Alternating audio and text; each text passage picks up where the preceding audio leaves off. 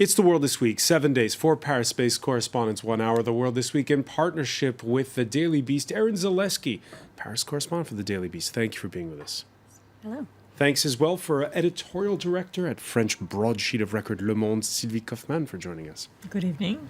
Stéphane De Vries, Paris correspondent for RTL4. Good evening. And also co-host of... So French. Which is the So French French politics podcast. And I guess you could almost call it So French, what Nicholas Vineker does, covering the France beat for Politico.eu. Indeed. Thanks for joining us. The World This Week on Facebook and Twitter, the hashtag World This Week.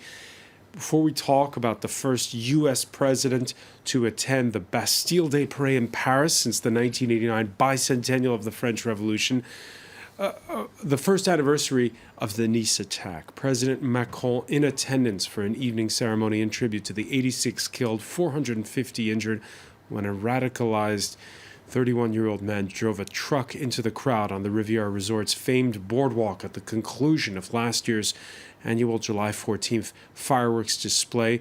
France 24's Mark Owen was there 1 year ago. He is back there with us now. Mark, we heard the French president acknowledge and address the, quote, rage and pain that the citizens of Nice still feel today. That is something that is very evident when you come to Nice, you walk around, you meet the people who live here, who work here, who've been here for the past 12 months and really feel on a day-to-day basis the problem, the struggle and the weight of the burden that they've carried since Bastille Day last year and the atrocity that was carried out. You can contrast that with the tourists who are coming back to Nice in their droves. Easter saw the best performance tourism-wise for 15 years. August is up 2% already. Things are really starting to buzz again in Nice in terms of people coming back and enjoying things. And it is a real contrast when you see the tourists here on the Promenade des Anglais, which is 400 meters from where the atrocity took place this time last year. When you see the tourists with their smiles and they're enjoying things, and then they go into shops and they go into restaurants and they're served by local people who, okay, there's a greeting, there's a smile, but beneath it all you can see there is a kind of infinite sadness which people have carried since last year's atrocity. People that I wanted to meet up again with, people who I met in the wake of the attack last year, at least 2 of them have left town. They don't want to talk to anybody, they don't want to be involved in any media discussion, and certainly they don't need reminding again of what they're going through. And this, I think, taps into what Emmanuel Macron was saying in his speech, that the 14th of July in Nice will never be the same again. The 14th of July in France may never be the same again in the light of what has happened. Marco, and many thanks for that update from the Promenade des Anglais boardwalk, where that rampage took place 1 year ago. Let me begin with you, Nicholas Vineker, because the nerve is very raw in Nice, and in some ways it sounds like it's even more so than it was here in Paris. Could be. It's a smaller town with a Riviera town. It's used to living off of tourism, and I suspect that they're feeling very directly, very painfully the effect of drop in tourism, which is still being felt in Paris too, but there's other things happening in Paris. And for a place like the Boardwalk, where the shop owners and restaurant owners rely on people coming in from abroad and also from France, they must be, devastated in many ways from this. Mm. Is there a context that's specifically about Nice here, Sylvie Kaufmann? I think because it's not Paris. France is a very centralized country, and Paris, of course, is the center of everything for us. And I have a sense that the Nice attack, maybe because it also was the third big one. We had Charlie Hebdo the previous year in January. Then we had these huge attacks on November the 13th, where 130 people died. And then several months later came Nice. And, maybe there was a kind of fatigue. Maybe I have a sense that this attack didn't get the national attention it deserved. For instance, there was a parliamentary committee investigating the Paris attacks. That was known for Nice. Why? We don't know. We still, after a year, there are plenty of things we still don't know about this attack. Not only about, of course, why this guy acted, but also about the security conditions. Were they enough? There was a lot of complaints from local residents that the Euro soccer competition championship, which happened a couple of weeks before, I think, had much better security than the Bastille Day fireworks. So, all these unanswered questions, I think, probably add to the grief and the pain. And you also have to take into account the fact that a lot of the victims' families, relatives were there. And they were, it's a double trauma. They lost a relative and they themselves almost died. They witnessed the death of their dear ones, and they have their personal trauma to deal with. So that's a lot, I think. Is there a taboo in France when it comes to calling into question security lapses more than when there are these kinds of attacks in Britain or Germany, say? I don't think so, no. But maybe our parliament is less powerful than the British parliament is or the American Congress is, I guess. Erin I Zaleski? think another thing about the Nice attack that really shook people was that it took place on the Promenade des Anglais, which is the heart and soul of Nice. It would be akin to a suicide attack or a terrorist attack at Notre Dame or the Eiffel Tower, a monument in an area of the city that's very heavily trafficked by tourists and by locals, and that it also represents the heart of the city in a way. There is this sense that it is the Paris versus the provinces, as we say here.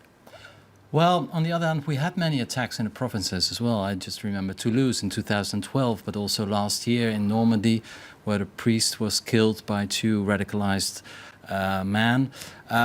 Yes, of course, Paris is very central, and all the media are based in Paris. And as soon as they have to leave the periphery, go outside the periphery, most of the French journalists, they take their passport when they go into the provinces. I can very much understand the feeling of the people living outside Paris, having the idea that Paris is the only thing that counts. But I do not really agree with the fact that we didn't pay a lot of attention to these attacks. The press was really there, the international press, very quickly in Nice. Also in the international press, media were talking a lot about this. So I'm not sure whether it is really the case that we paid less attention to Nice, but maybe the sentiment is there. And just another thing I would like to add is that, of course, I went there as well to Nice, and what struck me was the huge tensions between the groups in the society, the groups like the local people, French local people from all kinds of origins. They hardly talk to each other. It's a very segregated city. It's a very rich city with very old people, and it's a very poor city with with a lot of immigration, and those people don't really talk to each other. And I was really frightened by a local person from Nice, let's say an autochtone French person, and he said, we're not going to accept this any longer. We will take our revenge. You will hear about us. And he was really serious, and he was actually but saying... we've heard the mayor of Nice, who's quite hard right, sort of mellow his rhetoric, it seems, over the last year. Attack. Yeah. Yeah, well, he's a politician, so should we pay any attention to... Well, we should pay attention to what he says, but should we take it seriously? I think Nice is a particular city. I think it's also the city, I'm not quite sure, with the largest number of jihadists or people traveling to Syria and Iraq. It's a volcano, Nice, and you really feel that when you walk around and talk to the people there. Yeah, but at the same time... the volcano, if it is a volcano, didn't erupt. And that's also quite interesting. It is, of course, the southeast of France is used to be a national front, territory, and we were afraid, I think, that Nice there would be violence after this attack between communities, and this didn't happen. And I think it's quite reassuring in a way. And Nice didn't overwhelmingly vote National Front either in the presidential. Oh, in the presidential election, no. Mm-hmm. All right, we heard Nizza la Bella at the anthem of the city at the start of the day, played by a military marching band. That's where Emmanuel Macron began his day, his first Bastille Day military parade as president. France, the only major Western democracy to celebrate its national holiday with I guess you could call it a martial display of military might. Belgium does it as well. Belgium does it as well, okay. They have a very, very frightening army. All the hardware, the planes, there were the horses, the French Foreign Legion, of course. All that on display for, yes, guest of honor, Donald J. Trump, who alongside his host and their respective spouses, continued the congeniality displayed in pool pictures of dinner the night before at the gourmet restaurant that's on the first floor of the Eiffel Tower. French might and French charm on display, even French music.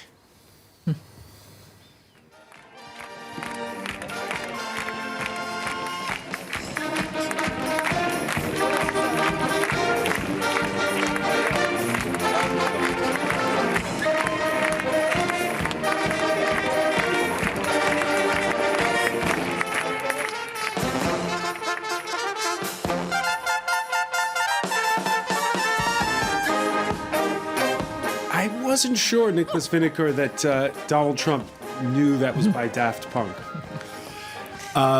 Well, let's not presume to know, but he seemed to appreciate the spectacle. Well, I don't have the answer for you, unfortunately.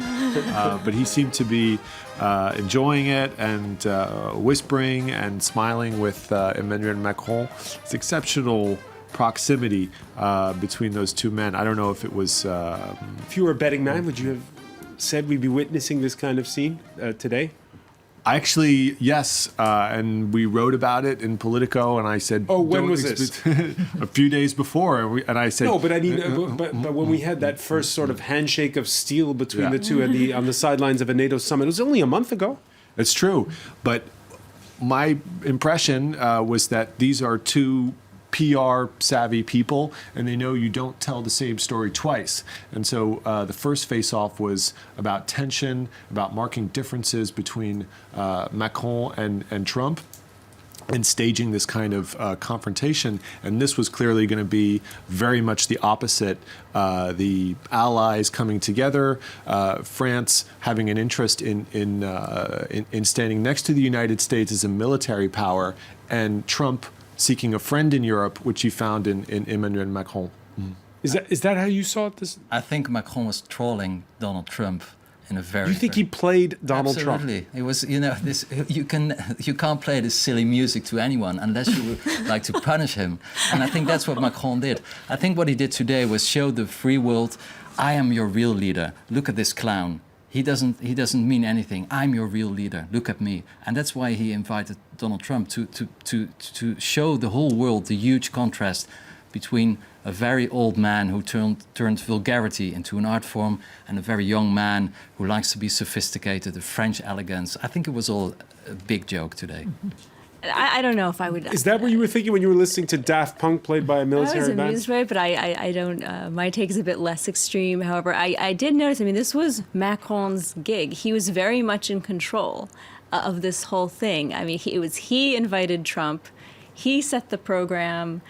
And I feel it was quite deliberate. He was gracious. He was almost overly gracious. And I wouldn't say it was to troll him per se. It was more of a jostling for position, both with Trump and also on the international stage. Because Trump doesn't have a lot of friends in Europe right now. And there was this speech where he talked about, these soldiers who defend human rights and freedom of religion and Yes, no, I agree. I don't think Macron wanted Trump to look like a clown. I think, in a way, he put himself at Trump's level. Like, the visit was not cultural. It was not about going to museums or having, They visited Napoleon's tomb. Yes, but it was the first ladies went on those little boats on the Seine, and then the dinner was at the Eiffel Tower. So it was really what you give the treatment, the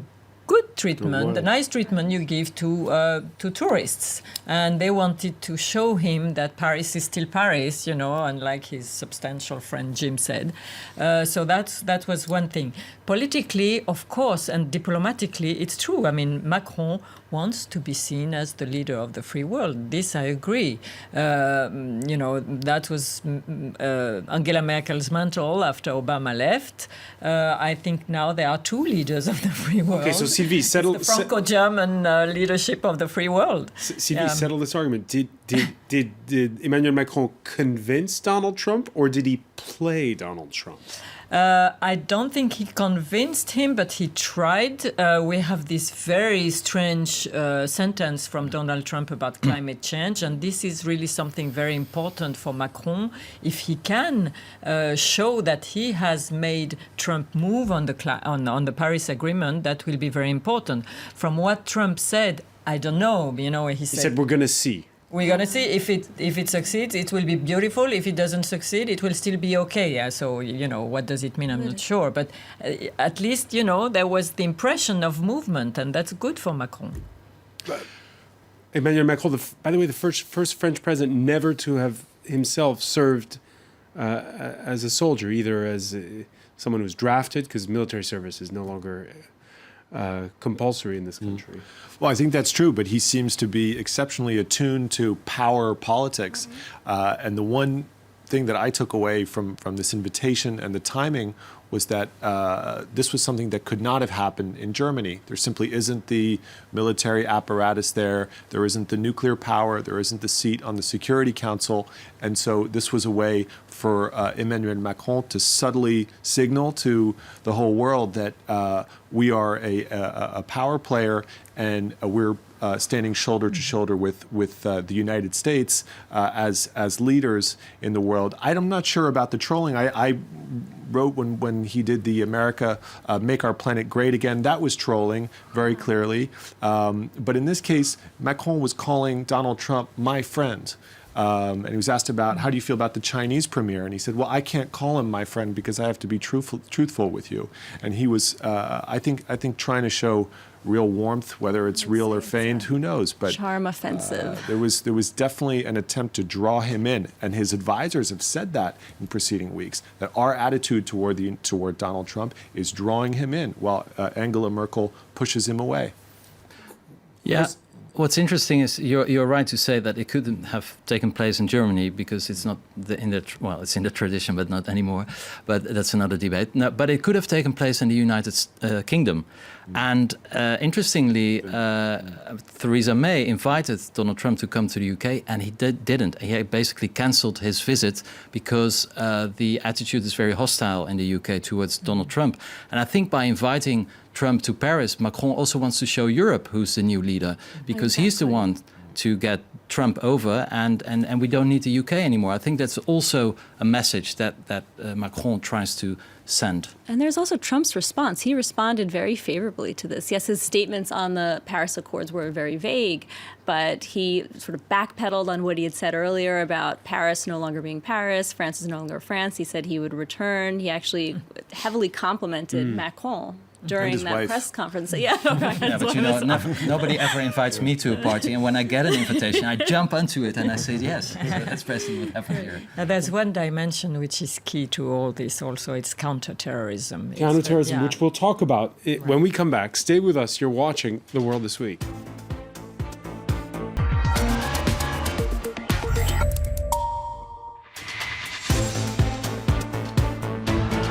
Welcome back, or welcome if you're just joining us. It's The World This Week. The World This Week in partnership with the Daily Beast. Aaron Zaleski, Paris correspondent, is with us. Welcome back as well. To Sylvie Kaufmann, editorial director at French newspaper Le Monde. Stéphane de Vries of the radio station RTL4. And as well with us is Nicholas Vineker of Politico.eu. We were talking in part one about Donald Trump, his visit to Paris, how they literally rolled out the red carpet for the U.S. president. For him, it was also, well, a bit of an escape from his troubles back home. He's a good kid, were Donald Trump's words on Air Force One, not to describe Emmanuel Macron, but his 39-year-old son, who, by the way, is 10 days younger than the French president, Donald Jr., who this week preempted the New York Times by publishing what some are calling in the press the I love it emails, this exchange with a British publicist that led to a June 2016 meeting with a Russian lawyer offering dirt on the Clinton campaign. His dad spoke publicly on the matter for the first time on Thursday here in Paris. As far as my son is concerned, my son is a wonderful young man. He took a meeting with a Russian lawyer, not a government lawyer, but a Russian lawyer. It was a short meeting. It was a meeting that went very, very quickly, very fast. Two other people in the room, I guess one of them left almost immediately, and the other one was not really focused on the meeting. I do think this. I think from a practical standpoint, most people would have taken that meeting. Most people would have taken that meeting, he says. Just to be complete on the matter, NBC now reporting that on top of that lawyer, the then campaign manager Paul Manafort, the president's son-in-law Jared Kushner, a former Soviet counterintelligence officer also attended the meeting, NBC not disclosing the name so far. Nicholas Vineker, should he have taken the meeting? It's not for me to say, but what has entered the conversation now is that we're looking at some form of collusion here, some form of coordination between Russian interests in the U.S. election and the candidate running his campaign. And even Trump spokespeople have started to allow this concept into the conversation. And now we're talking about, well, was it really evil or bad collusion? Was it a sustained, coordinated effort? Or was this just kind of aligning of interests? And I think the risk here in public opinion, in a way, is that we start to accept this idea, or a lot more people start to accept, and we raise the bar for what would be considered criminal or treasonous behavior on behalf of the Trump campaign. I think that will complicate the work of the special counsel looking into this affair. Do you agree with that, Sylvie Kaufmann, that we're sort of changing our standards as this story goes along? Well, I was listening to this part of Donald Trump's press conference in Paris. Look, give me a break. It was a very short meeting. It was a Russian lawyer, not a government lawyer, just a Russian lawyer, and it went very quickly, and nobody was focused. So what was the meeting? This is the president of the United States. He should be serious. Maybe legally they're not going to prove that there was meddling, but the fact that the emails are terrible. I mean, they are devastating. They're saying, "Oh yes, I love it. If it's the way I think it goes, I will take it."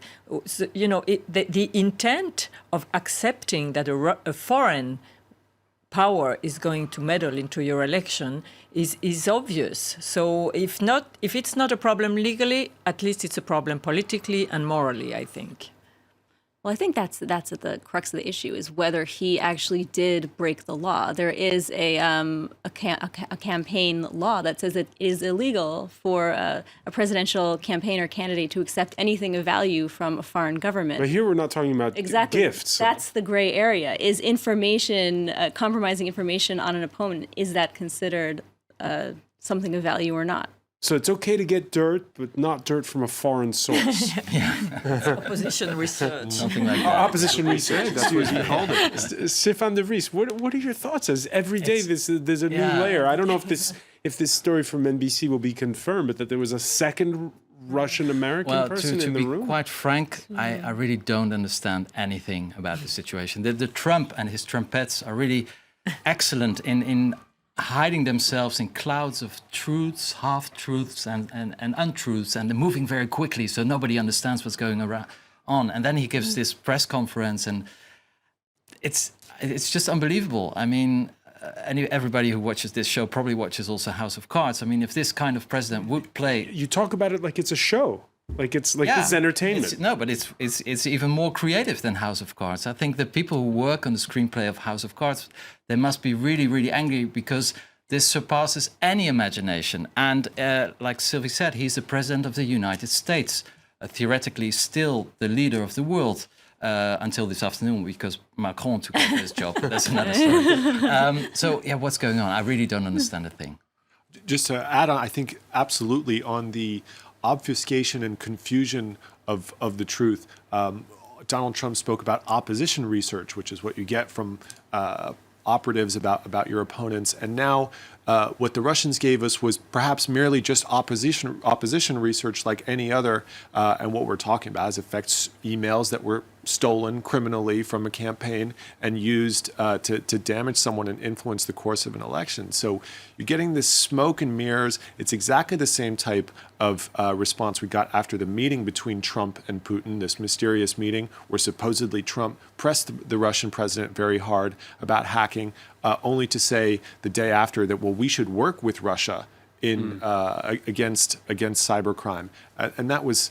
All right, that's interesting because what there's Trump's how he says we should be working with the Russians. When asked about the scandal at that same press conference, Emmanuel Macron shied away from commenting on U.S. domestic affairs and had this to say about the Russians. I had two very long meetings with President Putin. The very first one in Versailles and the second one during the G20, and this relationship is very important. We have a lot of disagreements. We have a lot of discrepancies, obviously, with Russia. But in the current environment, especially in Middle East, it's a necessity to work together, to exchange information, to share disagreements, and to try to build solutions. So it's kind of the same thing, isn't it, that Emmanuel Macron is saying? In a way, I think, in this meeting, it was brush all the disagreements under the carpet. And they want to say, we're all power players. We're getting together to fix Syria. And that's what he was saying here. But let's remember that when Macron was standing next to Vladimir Putin, he was very clear about the interference. He didn't talk about hacking. And that's important because France doesn't point the finger at Russia about hacking. But he did say, I don't like your investments into Russian media because these people are agents of influence in France. And he said that directly in front of him, which is not something Donald Trump, who's so honored to meet Putin, would do. But there was a break, Sylvie Kaufmann, between Emmanuel Macron and his predecessor, François Hollande, in how they handle Russia, in particular over Syria. Yes, absolutely. Well, first, France changed its position about Bashar al-Assad, saying, it's not. It's not a precondition that Assad should go. We will talk about this in the future, but this is not a precondition anymore. But I think otherwise, Hollande and Macron have the same line about. Hollande was pretty hard line about Syria too. It's Obama who prevented him from intervening in 2013 after the first chemical right, and Macron attack. seems more measured on this. No, because he put a red line. He said that there is a red line if there is the chemical weapon attack again. We will intervene definitely, and he said that several times. And so Trump loves it. And Trump loves it, yeah. But I think on Russia, it's also the fact that he's a new president, so he can take a new move also. He can say to Putin, look, we have to talk. And actually, Hollande was also talking to Putin, but the Ukrainian crisis had poisoned everything. And so there's a kind of new departure now between Macron and Putin. And Macron is interesting because he's very firm and frank and, saying openly, talking openly about the disagreements. I don't know whether he will be more successful.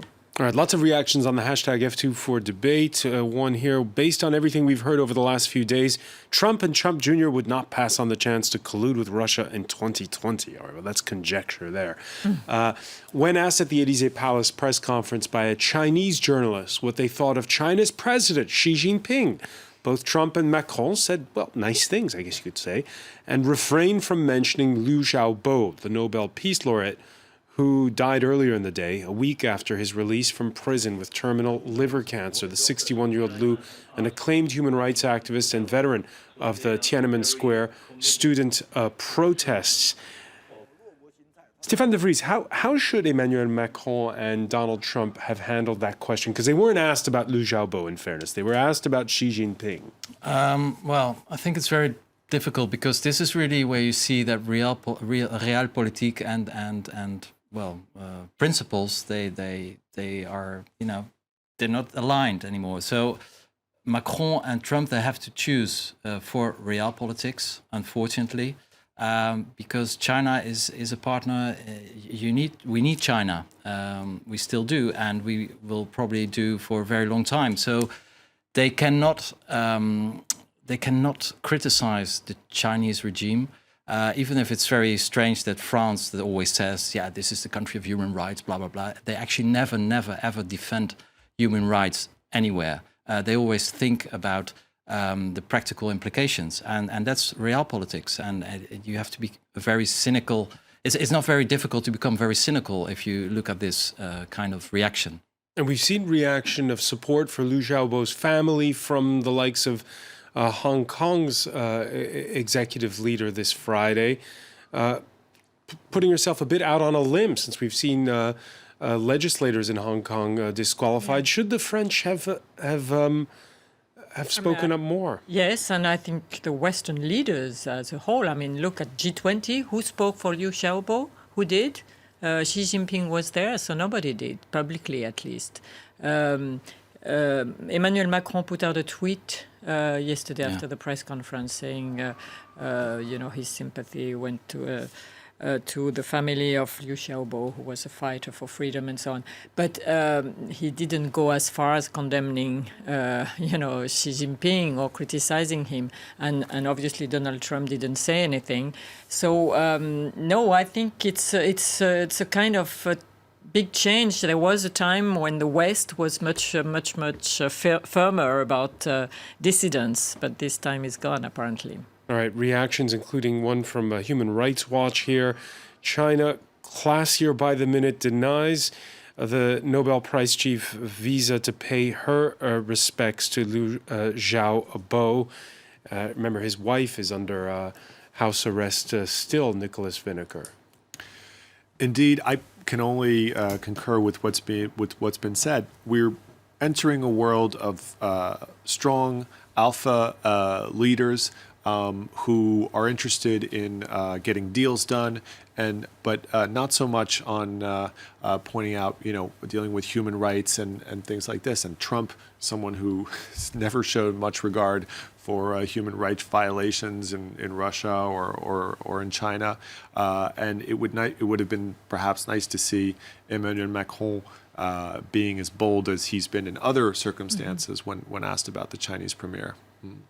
At that Thursday press conference with Macron, Trump hinting at a new ceasefire in Syria, Macron talking of plans to stabilize Libya and the Sahel nations to the south, all with an eye to containing and defeating ISIS and potential fallback areas. We talk about fallback areas after the fall of Mosul, which was announced on Monday by the Iraqi prime minister.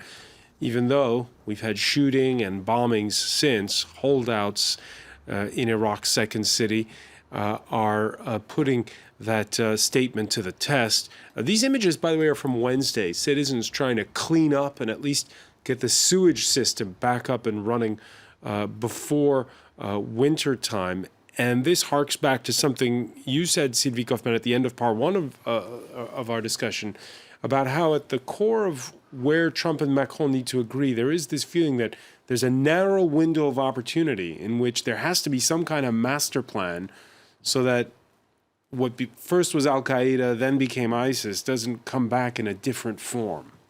Yeah, because the big question, is after Mosul and hopefully after Raqqa falls, what next? And this is really an essential question. I mean, the devastation is so big first that it's going to the challenge of rebuilding and of reconciliation is really a very big challenge, and also the political future of those countries, and how do you prevent ISIS from mobilizing again, which they can do in a short period. So I think this is really a big issue.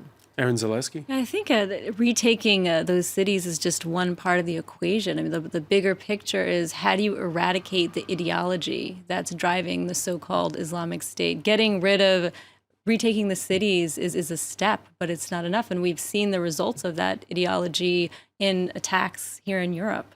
So until that is eradicated, I think there's a long way to go still. And there's, again, the common thread here is that press conference on Thursday between Macron and Trump. Did you have a sense that they have a plan? No, otherwise we wouldn't have this war. But I think there won't be any wars if leaders would have plans. But it is unmistakable that the United States is the partner for Western Europe, for Europe in general, when it comes to these kinds of military actions. But the thing is that, we're still paying for the war. The invasion in Iraq in 2003, there was no plan either. We are paying for a lot of mistakes in history. You could even go back 100 years ago when Iraq and Syria were drawn on the back of a newspaper in London.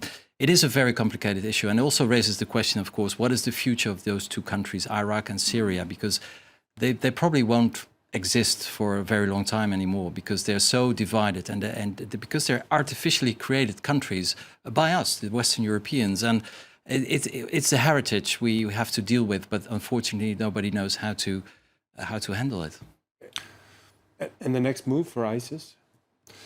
Next move for ISIS is going back to what it was before its previous condition, an underground terrorist organization that was Al-Qaeda in Iraq before it became the Islamic State in Iraq and the Levant. I was reminded of something just popped back into my head. We met a Iraqi general in 2015, and I remember him saying Mosul will be retaken by the end of the year, and that took a little bit longer than planned. It's taken a very long time to reclaim this city, and what we're seeing in the process of liberation is a number of atrocities, revenge attacks, exactions against either former ISIL fighters or anyone suspected of having collaborated with them. So the sectarian hatred is going to continue to boil in this area. And it's hard to feel simply optimistic or hopeful about the situation there for the time being. Mm-hmm. Nicholas Vinegar, Sylvie Kaufmann, Stefan De Vries, Aaron Zaleski, stay with us because Media Watch is next.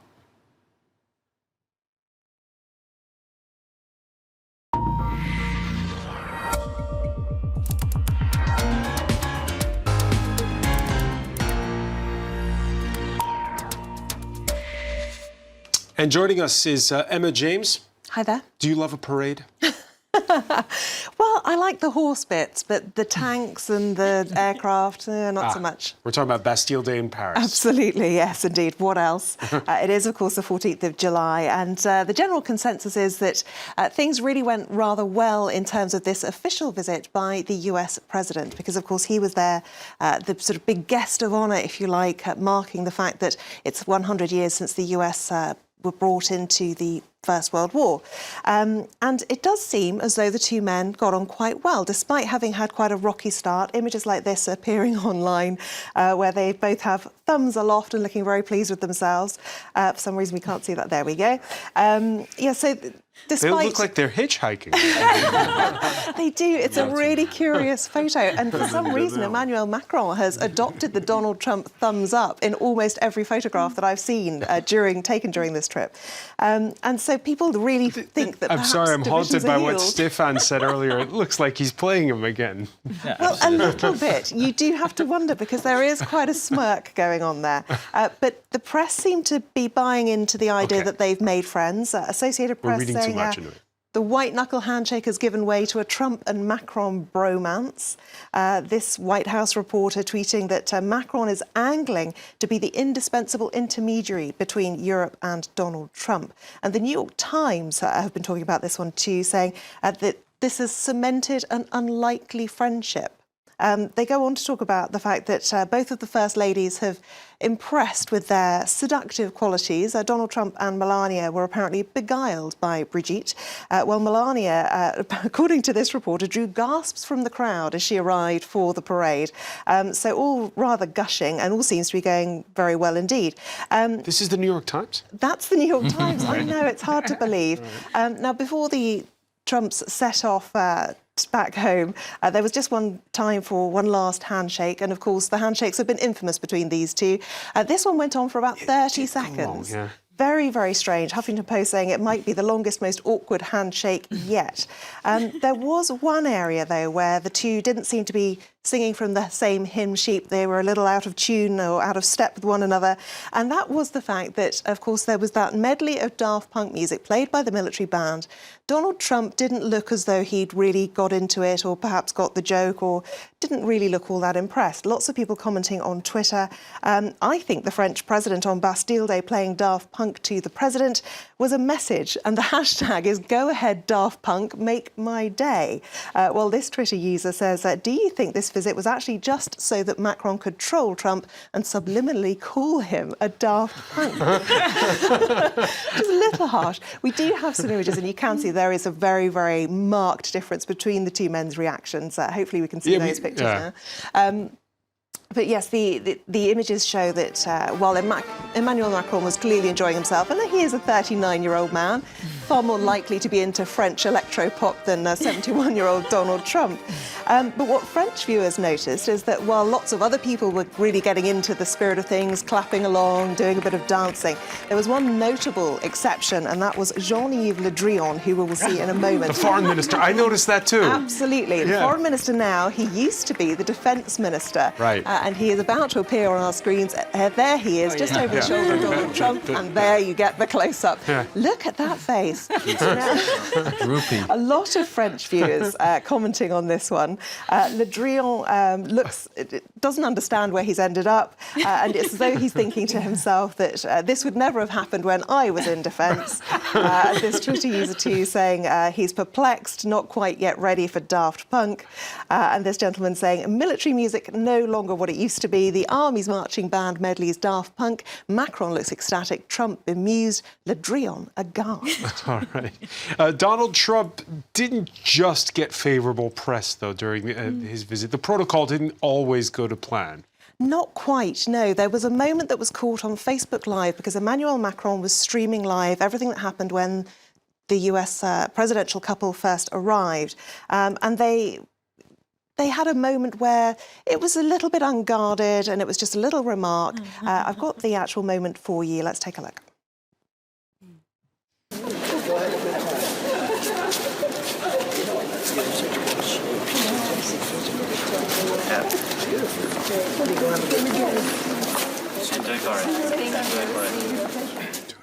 He's just shopping for a new European bride. It's in his DNA. He does seem a little incredulous. He says, "You're in such good shape, beautiful."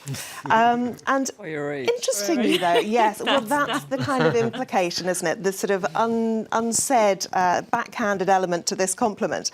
But people here in France don't seem to be calling for Donald Trump's head on a stick over this. La Parisienne is talking about the fact that basically, it was a sort of excessively forced comment. They say it's difficult to know exactly what Donald Trump was thinking and wanted to express, isn't it always? Even if it wasn't a sexist remark or a reference to Brigitte Macron's age, the formulation appears at least clumsy. He doesn't get such an easy ride elsewhere. The Independent is a UK newspaper. Janet Street Porter, a very famous broadcaster and journalist, who says Donald Trump's patronising comment about Brigitte Macron shows he sees women as no more than accessories. Wives are reduced to set dressing, nothing more. The Boston Herald has a very different take. It says, calm down, everyone. Donald Trump just told France's First Lady that she is fit. Some of the best remarks, they have come from TV personalities in the States. Alex Berg says, people will shrug and say Trump was just offering her a compliment. It's creepy and over the line to comment on a person's body. But the best comment by far comes from comedian Chelsea Handler, who says, Trump told Macron's wife, you're in such good shape. To be fair, Trump didn't know women live to be 64. Oh, dear. We'll leave it there, Emma James. Many thanks. I want to thank our panel once again. Thank you for joining us here in The World This Week.